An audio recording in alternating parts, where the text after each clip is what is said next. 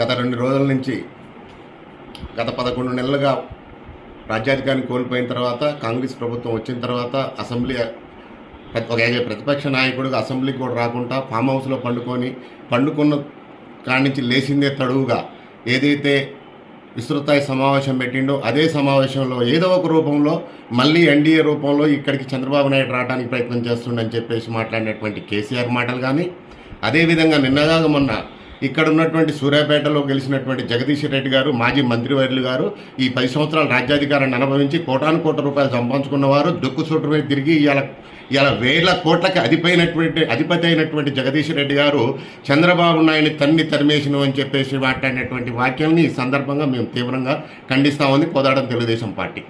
అదేవిధంగా ఇంకొక మాట చెప్పాలంటే, ఇవాళ కేసీఆర్ గారు ఏదైతే తెలంగాణ సెంటిమెంట్ ఉన్నటువంటి టీఆర్ఎస్ అనేటువంటి దాన్ని తీసేసి ఇక్కడ ఏదైతే మిగులు రాష్ట్రం అనేటువంటి తెలంగాణకు ఉన్నటువంటి మిగులు రాష్ట్రం ధనిక రాష్ట్రంలో దోచుకొని కొన్ని వేల కోట్ల రూపాయలు దోచుకొని టీఆర్ఎస్ అనే సెంటిమెంట్ని ఆ పార్టీని తీసేసి బీఆర్ఎస్ అని పెట్టి నేను దేశాన్ని వెళ్దామని చెప్పేసి నువ్వు పర్యటనలు చేయటమో నువ్వు చేసేదేమో నీతి.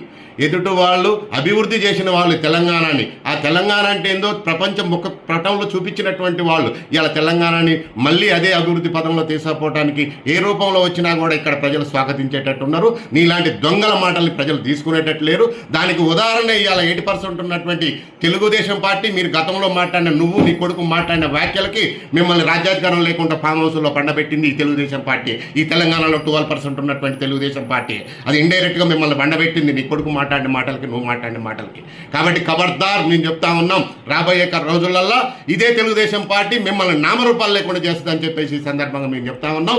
ఇది గుర్తుపెట్టుకోవాల్సినటువంటి అవసరం ఉన్నది. తెలుగుదేశం పార్టీ అంటే జాతీయ దృక్పథం ఉన్నటువంటి ప్రాంతీయ పార్టీది.